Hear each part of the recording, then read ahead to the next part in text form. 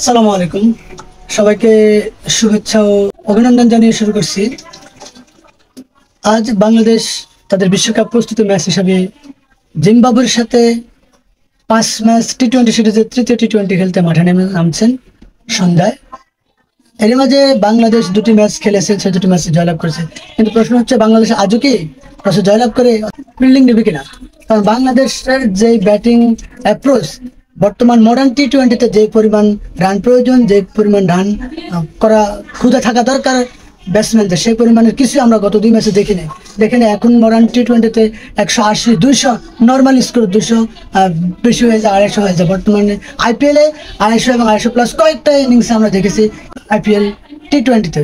কিন্তু সেখানে বাংলাদেশ মাত্র 139 রান নিতে শেষ টি-20 ম্যাচে যা অসুবিধা হয়েছে, তাদের যা কষ্ট হয়েছে, সাথে মনে হচ্ছে বাংলাদেশ 150-60 সর্বোচ্চ এই টার্গেটের ভিতরে থাকতেছে, এর বাইরে যেতে চায় না। বাংলাদেশ ব্যাটসম্যানদের যে ক্রিকেট অ্যাপ্রোচ, বিশেষ করে আমাদের ওপেনিংয়ে যে সমস্যা, লিটন কুমার দাস তিনি একেবারেই ফ্লপ। তারপরেও তাকে প্রতিবার ট্যাগ লাগিয়ে প্রতিবার তকমা দিয়ে দিনের পর দিন দলে চার্জ দেওয়া হচ্ছে। এরপর যদি দ্বিতীয় কথা বলতে হয়, আমাদের নাজমুল হোসেন শান্ত, তিনি 3 ফর্মেটে অধিনায়ক হয়ে বসে রয়েছেন, কিন্তু তেনার টি-20 যেই অবস্থা, সেই অবস্থার পরিপ্রেক্ষিতে টি-20 খেলার রাখে না, মানে যোগ্যতায় রাখে না, সেটা একাদশে থাকার মতন। কারণ তার টি-20 মাত্র স্ট্যাকেট 110 কিংবা 11-এর ভিতরে, যেখানে মডার্ন টি-20তে নর্মাল 160-70 অন্তত থাকতে হবে। আর বাংলাদেশের ব্যাটসম্যান হিসেবে অন্তত তেনার 130-এর ভিতরে থাকতে হবে স্ট্যাকেট। সেখানে তিনি 110 স্ট্যাকেট দিয়ে দলের অধিনায়ক হয়ে, তাও গুরুত্বপূর্ণ জায়গায় 3 নম্বর পজিশনে খেলে যাচ্ছে দিনের পর দিন। এটি হচ্ছে বাংলাদেশের টি-20। আগামী মাসেই রয়েছে বিশ্বকাপ। বিশ্বকাপে বাংলাদেশ আসলে কাকে নিয়ে যাবে? আমাদের যে হাঁটু ভাঙ্গা, হাত ভাঙ্গা ওপেনার লিটন কুমার দাস এবং সেই সাথে নতুন ওপেনার তানজিদ তামিম, যেটি আমাদের ওয়ানডে বিশ্বকাপে হয়েছে। তানজিদ তামিম বিশ্বকাপ দলে থাকারই কথা ছিল, যদি থাকতো তাহলে ব্যাকআপ থাকতো, কিন্তু তামিমের না খেলবে বলে তিনি সরে গিয়েছে, সেজন্য তানজিদ তামিমকে সুযোগ দিয়েছে।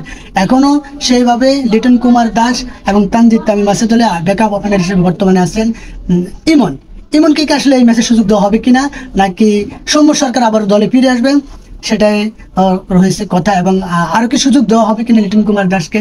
একের পর এক, দিনের পর দিন দলে ম্যাচের পর ম্যাচ তিনি ব্যর্থ হচ্ছেন ওপেনার হিসেবে। সেই ওপেনারের সর্বশেষ লিটন কুমার দাসের সর্বশেষ 11 ম্যাচে, সব ফর্মেটে 11 ম্যাচে লিটন কুমার দাস 7 ম্যাচে 1 ডিজিট, মানে 1 রানের ভিতরে আউট হয়েছেন। বাকি ম্যাচগুলোতে তিনি সর্বশেষ ম্যাচে তিনি 25 বলে 23 রান করেছেন, যেটি আসলে টি-20-র আদর্শ নয়। এবং তার স্কোরিং শটগুলো দেখেন, অনেকগুলোই পেছনে এবং থার্ডম্যান দিয়ে, যেখানে আসলে একজন ভালো ব্যাটসম্যানের স্কোরিং শটগুলো বেশি হওয়া দরকার বি জোন দিয়ে, সেখানে তার ক্রিকেট স্কোরিং জোনগুলো কিন্তু অন্যভাবে। তো আজকে কি বাংলাদেশ টস থেকে ব্যাটিং নেবে কিনা, এবং ব্যাটিং নিলে বাংলাদেশ কি পরিমাণ ভালো ব্যাটিং করে, সেটাই দেখার বিষয়। তো বাংলাদেশ যেভাবে ভুল রূপে আছে, যেভাবে ভুল সিদ্ধান্তের পরে সিদ্ধান্ত নিয়ে বাংলাদেশ বিশ্বকাপ খেলার প্রস্তুতি নিচ্ছেন, সেটা আসলে আদৌ কাম্য নয়, এবং সেটি কোনোভাবে দলের জন্য এবং বিশ্বকাপের জন্য ভালো নয়। আল্লাহ হাফেজ, দেখা হবে পরবর্তী বিষয় নিয়ে কথা হবে। ভালো থাকবেন, সুস্থ থাকবেন।